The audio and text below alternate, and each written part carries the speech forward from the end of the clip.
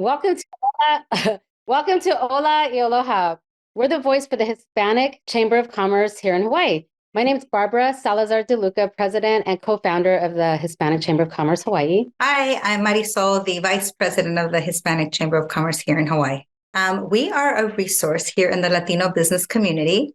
We do a few things for everyone. We have a bi-weekly podcast known as Hola y Aloha. And we have a bi-monthly Buenos Dias breakfast with networking events. And we have a weekly newsletter also titled Hola y Aloha, and many different networking and cultural events throughout the years. Today is very exciting. We have a special guest who has many titles. He's an HCCH chair of our corporate sponsorship for our nonprofit, so he helps us get some corporate funding. His name is Daniel Barretto. He's the CEO and founder of Urban Combat Hunter Tactical. He's a third-degree black belt. His rank in 6 different martial arts, and the grandmaster in I can't pronounce this. Please forgive me. Grandmaster in Kaju Kenbo street fighting. So he's a bad man.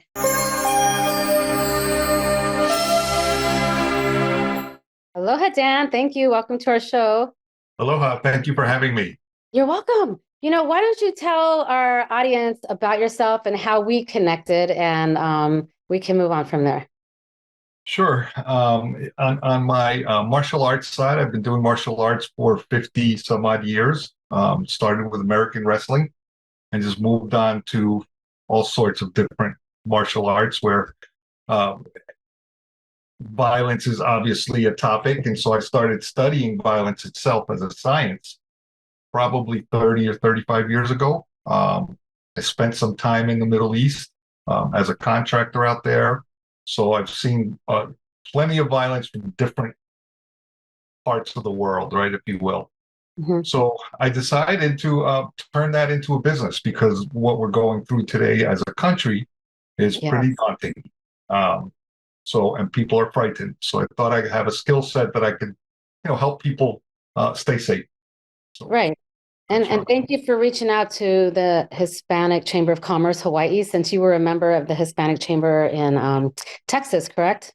That is correct. Yes. Okay. And so what is the Violence Project? So it's a study of violence in our communities and how to unravel violence before it happens, mm-hmm. particularly within the active shooter stage, right? So we've had 20 active shooter events in the last six days, as an example, where there have been 20 killed, another 26 injured, and those numbers continue to grow. We are actually on pace to we're going to be 33% higher than last year, which was 50% higher than the year before. So if you can imagine, the numbers are just incredibly high. So they are. It feels like, and if you watch the news enough, and I advise you not to, but if you watch the news enough, it feels like this is right next door to you, right? And often it is, often it is. I just to give just within context, I've been in 4 of these events, right? And 2 of them, I got shot in the first one. I was shot at the second one. And I was able to get away in the other 2. I wasn't shot at in those 2, but that's kind of the from a context standpoint, that's how much this stuff happens, particularly on the mainland. So when you say 4 of these events, mm-hmm. you mean an event that we read about? Yes, active shooter events. One was in New Jersey long ago. You can look them up in Camden. Another one was in Miami at a Home Depot, actually. They tried to rob the armored car, and it was just, shoot them up all the way, right? Mm-hmm. And the other 2 were in Houston, Texas. So it happens all over is what I'm trying to say. Definitely. I was reading an article that there's been more active shooters this year than there is days of the year. That is correct. There's been more events. There's actually been double the events than we have days in the year. Mm-hmm. There's been over 360 already. So same time last year, we were right at 200, which, 10 is, I was talking to a friend of mine the other day in Mexico, right? Mm-hmm. And he was saying, well, how we talk about on our news how we talk about how Mexico's so violent, right? Um, and you know they do have a lot more. They have a lot of violence within their political structure, but for us, it's really citizen on citizen, which is the disturbing part, right? There they have geopolitical problems. Here we have social and socioeconomic problems that are driving this, right? And the real driver behind active shooters, the reason they happen is that we don't address mental illness in this country in the proper way. So that's part of what this violence project is trying to discover touch points where we can identify during a person's past how these things lead up to an event and maybe interfere prior to it so that it doesn't happen, right? So Right. You know what's crazy is other countries have warnings to their citizens before they come visit the United States. mhm, Usually it's the other way around. Before you visit another country, you want to know, what the dangers are. So that's correct. I'll change. tell you what, when I was in the Middle East, Hmm. we were, 3 murders a month. Five was a lot. 5 red flags went out. Hmm. 3 were common. I mean, there was 10 in Chicago yesterday. Well, that's Chicago. No, I'm But just, from a I mean, national standpoint, I mean, we are yeah, just falling apart in we that are. respect, right? And Yeah. here it is. I don't care where you fall on the gun on the gun debate. The Mhm. reality is, criminals are always going to get guns. It doesn't matter, right? I mean, I go to places where having a gun, you get 50 years in prison. People still have guns, right? So taking guns away from people, I don't think is a solution. I think that moderating guns, I mean, I believe we don't need assault rifles on our streets, Correct. right? But I also believe that we live in a time where citizens have to protect themselves. And I if the agree with gun you. is your choice, I mean, you should have that right. Uh, Hmm. No, I it's agree not with going you. to stop active shooters, is what I'm saying. Yeah, I agree with you on the assault rifle category. Like, why do we need those types of guns as citizens when it's only meant to kill multiple people at one time? If you went into an active shooter situation and all they had was one rifle or a couple handguns, Mhm. you can't stop people from doing that, but it's not going to have as much carnage. Exactly. How does And that the other sound? part too is it's easier to identify from it takes a lot longer, and I know it sounds kind of quirky, but it takes a lot longer to plan one of these events when you have handguns, right? Yes, you can sneak it in easier, but there's a lot more steps involved in terms of planning because these things aren't random, right? These guys are looking for, they're hunters, right? They go in and they start trying to create maximum damage in the least amount of time possible. So with a handgun, you can sneak around, yes, but with a long gun, you can create that maximum damage that they want to do. So it's counterintuitive to their goal, right? So I So agree with you. Let's, think about getting those assault weapons out off the streets. Bad guys are still going to get them, but don't leave the good guys without any protection, right? no, no, not at all. I mean, but there still needs to be something in place, just like people are 100%. still going to drink and drive, but it's against the law, Absolutely. or do drugs. I Absolutely. mean, it's still against the law. There should be something in place, There's but got to be we things should take everybody's guns. No. background checks and buffer dates, right? You apply and it's going to take whatever a month or two while they check you out thoroughly to see Yeah, if you're even able to carry a gun and then go I, forward. But today you can go to Tennessee or Texas and go to a gun show, sign a piece of paper, you walk out of there with a gun. You could be a serial killer. right. I have to have a background check done to carry a real estate license. I can't have any Mhm. felonies or DUIs. So, there's always going to be people that break the law. Um, Exactly. so I'm curious, how did you get out of that situation at Home Depot? I dove under a car actually.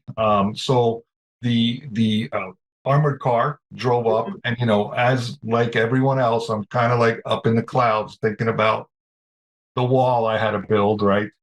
And all of a sudden, out of the corner of my left eye, I saw the armored truck. I don't know if you've ever been in Home Depot, but they just like roll right up, right? Mhm. And as soon as the guard jumped out of the back, an old station wagon, kind of kitty corners the armored car. A couple of guys jump out. There's another guy in another car shooting at the front of the vehicle, so that the driver and the other security guard they've got to think about these guys, right? The guys in the back are playing shoot 'em up with these guys. Well, I'm maybe, I don't know, 20 yards down, and me and a bunch of other customers, and here come the bullets, right? Because the guys up front are shooting our way, right? And it was, I dove under a Suburban SUV, saved my butt there. And it was like ping, ping, ping, ping, right? So in those moments, there's a fluid amount of rules that you have to understand once that bang goes off. So once bullets fly, there's some rules that you need to follow, and they're easy to follow. Okay, but it happens. well, your first alert should have been a station wagon in this year, in this day and age. I haven't seen one of those since the Yes. 80s. And then secondly, it was actually 95, I think it was. Right? And if you're taking cover behind a car, I read it's better to be by the engine because the bullet doesn't penetrate as quickly as if you're by the trunk. It's correct. Things like that you don't think of in the heat of the moment. And I'll tell you the truth, without training, you're not going to think about it. That's just not how our minds work. Right. During an active shooter event, or when there are bullets flying, your mind can only process 3 bits of information at a time, right? So imagine this. When someone slaps someone in front of you, what's your first inclination? Call 911, right? 911. No, they didn't. 3. Or, right, that's the other thing. You try and explain it away. We'll get to that in a second. Or you need information and you're in a hurry. Who do you call? 411, right? So the reason those emergency numbers are like that is because that's the way our mind processes information.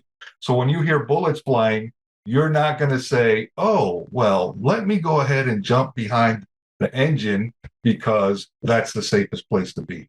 No, your limbic brain is going to take over your midbrain, and it's going to say, dive under the car and we'll figure it out as we go. That's the way it really works.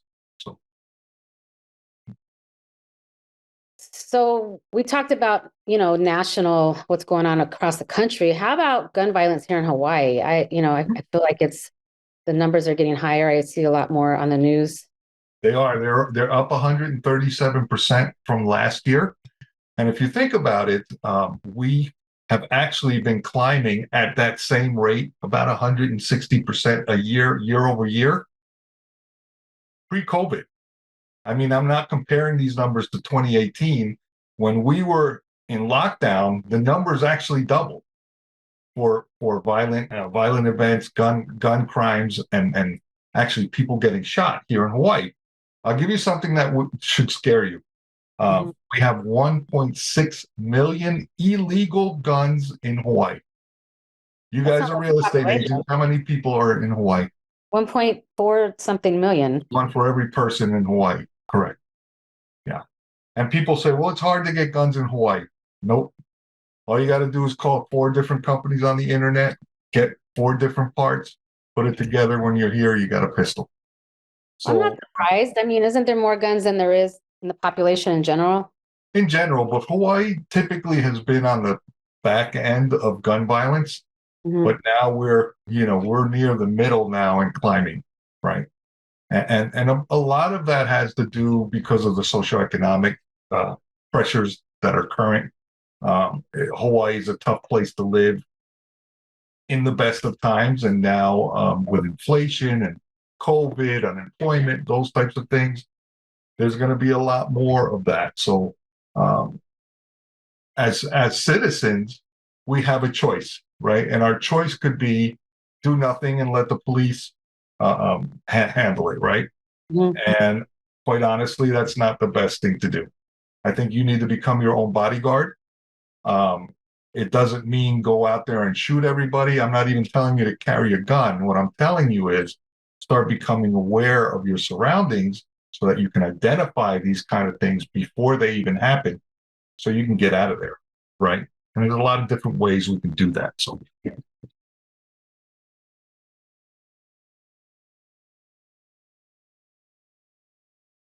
I was giving Marysol time to ask the question. Do you want to jump? Barbara's falling asleep. No, I took allergy pills. No, I was just going to ask, isn't now in Hawaii, can't we carry guns now? Yes, Right. that's correct. As of last month, actually, we have concealed carry, right? So that adds a layer of complexity within criminal gun violence and now citizenry protecting itself, right? So 6 months ago, for example, you could jump out of your car in the middle of the freeway like these guys are doing and road rage, right? Yeah, like they caught that guy in the Mustang in Abba. Right. Well, Okay. now you run the risk, like in Houston, Texas. There's a shooting every single day there because people carry weapons in a concealed. Actually, they have open carry. Okay. Therefore, if you jump out of a car, you run the risk of getting shot by someone that's carrying a concealed weapon. So open carry, I could just carry it on my person or in my car on the seat, but concealed carry means you can carry it in your purse or in your glove box. Open carry is like the Wild Wild West when they used to carry it around on their waist, and concealed is what it says under your clothing. Okay. So technically, by definition, I mean, if somebody is applying for a permit to carry a weapon, here would be conceal and carry, right? I mean, what does it look like if I'm just a regular, and I don't know this, right? This is just a month ago, right? So unless somebody's following up on the news or they know what's going on, they're not going to really be aware of these changes. You know, they're not necessarily putting it out everywhere, you know, at every moment. So if I'm at a restaurant or I'm with my kids or I see somebody and I can see someone have guns, would that be, what would it, like, I feel like I'd want to call the police if I see somebody that has a gun because you're not to have guns. So is there some kind of potential, maybe irresponsibility on the person that is supposed to conceal and carry? Like, aren't there supposed to be certain, you know, criteria or training on what they can and can't do, how to dress, how to conceal it? And am I in the right to, you know, call the authorities to say, hey, somebody has a gun around here. What does one do? 100%. I mean, I think there's a couple of different things. If you're in a restaurant that serves alcohol and that person is in there with a concealed weapon, they're breaking the law. They can't, by nature, carry guns wherever there's alcohol. Okay, so that's a big thing. Also, they're looking at banning guns in places like hospitals. They already ban guns, but from a concealed weapon standpoint, I mean, you can sneak it in, right? So all of those things are illegal. It's not like you can just carry a weapon ad hoc, right? So in answer to your question, if you're sitting there and let's say it's Starbucks, right? No alcohol, allowed to carry, the business can choose to say, we don't want any firearms here, right? But until they say that, they can carry it in. So you're sitting down, you see the weapon, you can call the police, absolutely, and they can ask him to show permit. And if not, he's going away. Because technically, I shouldn't be able to see that weapon on a person's body, correct? Okay. That is correct. There's specific ways that I'll talk about either on this show or I can send you information on how to spot a person that has guns, right? So that's what the Violence Project is.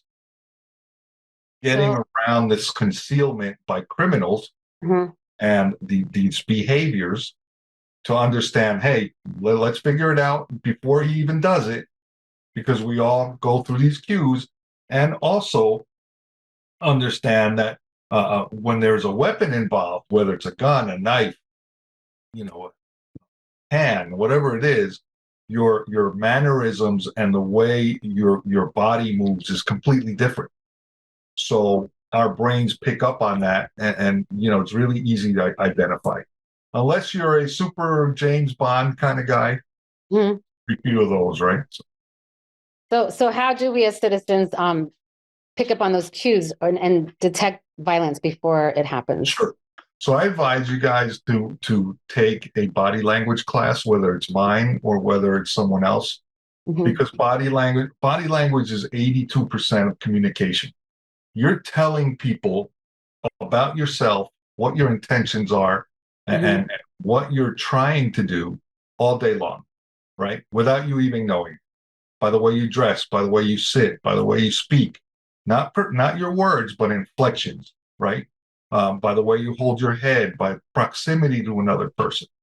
So within that, you're able to decipher, and your mind picks it up really quickly as to what the person's intentions are, right? So if he's carrying a gun and you see that maybe his gait is off, the way he walks is off a little bit, or maybe he's patting his side a little bit too much, maybe he's fixing his belt a little too much, right? Maybe he holds his hand on the front of his waist just a little too long, right? And it's not going to be, 30 seconds. It could be just a little, and you're going to see maybe a slight movement of the thumb where he's adjusting the pistol under his jacket or chambering the pistol, right? You'll be able to pick those cues up and get out of there. So you have to start being situationally aware is what they call it, right? I call it violence behavior, right? So the behavioral aspects of these precursors are always happening. They're almost impossible to stop, right? I think you guys have heard me speak before where I say, how many great actors are there where you can say that person is natural? Very, very few. Very few, maybe 10 on the planet, right? Where you can really say, wow, this guy, right? Because that's what they do, right? They spend a lifetime going to school on how to change those behaviors that we all have so that they can step into someone else's character. It's almost impossible to do. And then there's the biometric stuff like sweating, your eyes dilating, your hair standing up on your skin. They can't control that. So beyond that, from a proximity standpoint, it gets pretty interesting. You have to be a human lie detector. That's what they call my teacher. Actually, my teacher's name is Dean Driver, and she is the CIA and the FBI's body language person, and she has a 97% success rate on picking up liars. 90. They don't even use polygraphs anymore. They bring her in. Yeah. Right. Yeah. I mean, there's got to be another guy too. You got to be nervous and hyped up, and they've posted all over like this is their big day. But how do you keep calm? You got to be able to detect those little things, like you said, and then also identifying your exit strategy. Totally. In every situation, going to the gym, going to the grocery store, the movies. I mean, anywhere now, school. So here's what I advise everyone, right, that I meet, and women have intuition. Men have a gut feeling. Okay. We've gotten away because of so much technology and just so much stuff. We've gotten away from trusting that, right? And what I advise you to do is to start trusting it again. If you have the feeling that something is off, it's because your brain is processing information a lot quicker than it can deliver it to you to make a decision, right? So what I tell people to do is, hey, if you feel like something is going on that's not, that's off, identify it if you can, but if not, get out of there. What's the issue? Oh, right? 100%. You know what I mean? I mean, we've lost the art of communication, like, especially the next generation, because everything's digital, online, even dating, everything's, virtual. So, if I'm walking my dog and there's somebody coming towards me on the sidewalk and there's nobody else around, I automatically just cross the street. I don't care if I'm going to hurt their feelings. I just don't feel like I'm comfortable crossing that close to them where I'm going to put myself in a situation where I don't necessarily have a bad feeling about it. I'm just trying to be aware of my surroundings, and that's it. err on the side of caution, right? Absolutely. Look, strive to not put yourself in a situation where you're going to have to try and extricate yourself physically, where you're going to have to fight someone, where you're going to have to jump through a window, where you're going to have to find lights. Make good decisions ahead of time, and it'll keep you away from violence. Let me tell you, I don't really like, for example, crowded places, right? And we're talking about Hawaii. Let's talk about Hawaii. So I had friends here that were visiting from North Carolina. Anyway, we were in Waikiki. All of a sudden, they're shutting it down. Police all over the place. There's helicopters. There's a guy with a gun in the middle of the street between the police station and the ABC store right in front of Lucca, right? So right by the police station. Correct. So it's an active shooter event, right? No one got hurt, but they had to take the guy down, right? So think about this for a second. Think about if that guy snaps just a little bit earlier, and how many tourists would get killed? Yeah, sure, they'd kill him. How many people would be hurt, though? The place is massively packed. So my point to you is make choices of where you go, right? I'll tell you, I was in London training some folks. Actually, I was in Poland, but I was in London, and it was scary, is what it was, because they have a history of terrorism there, right? But I can almost tell you that every third person was some kind of security person, right? So the scary part is that we now have to live that reality, right? We have to live the reality of my child is going to school, something could happen. I'm going to work, or I'm going to the grocery store, something could happen. If you take those parameters, I'm not telling you to be paranoid. What I'm telling you is take 10 seconds to look around and say, hey, if something happens here, this is what I'm going to do. Right. Yep. You need an exit strategy. Marysol, you had a question? No, I have like 1,000 questions. I mean, unfortunately, we don't have a lot of time. You're so fascinating, Dan, and we can go hours with you for sure. I have plenty of questions. Unfortunately, we don't have all of the time. So we have to bring you back on, Dan. That'd be great. I would love it. I have a lot of questions though. And we are going to have an upcoming self-defense, I guess, or violence, kind of like this talk with realtors in the industry. Marysol and I are going to help Dan coordinate this. So we'll put that out on our newsletter, and we'll announce it on our upcoming show. So what's going on? Before we close out, is there anything else, Dan, that you wanted to add? Just stay safe. I mean, make sure that you're not in your phones while you're on the street. Walk with a purpose. Violence is looking for you, right? So stay away from it. Exactly. Thank you for having me, guys. Thank you for making time. So you're busy. We know. We're honored that you can share a little bit of time with us, but we definitely want to bring you back, because this is a topic that, I mean, you can really get granular about, and so we're excited to have you back. Yes, thank you. Thank you so much. Of course. And we have some upcoming events, right, Barbara? We have a Mother's Day is coming up for everyone on Sunday. And our upcoming show is going to be on May 24th. And it kind of piggybacks on this again, talking about violence a little bit. We're going to have a special guest, Eric Madden. He's an education and training program manager at Ho'olau Napua. The New Life for Our Children was founded to shine light on the dark criminal enterprise of sex trafficking. So they're committed to the prevention of sex trafficking and providing care for children who have been exploited. So we're super excited to have him on the 24th as well. Barbara, what else can you share? Well, it's just so interesting that we're meeting, we're making all these connections at our breakfast networking event. So I'm glad that Eric attended, and he's going to be our next presenter. So this is Hola, Aloha on ThinkTech Hawaii. And we've been speaking with Dan Barretto today about all things safety and self-awareness. So thank you, Dan and Marysol, for joining us today for this very relevant topic. And thank you to our viewers for joining us on ThinkTech Hawaii. And we'll be back in 2 weeks. So make sure you tune in and tell all your friends. Again, I'm Barbara DeLuca, co-host. Adios y aloha, everyone. Adios y aloha. Aloha.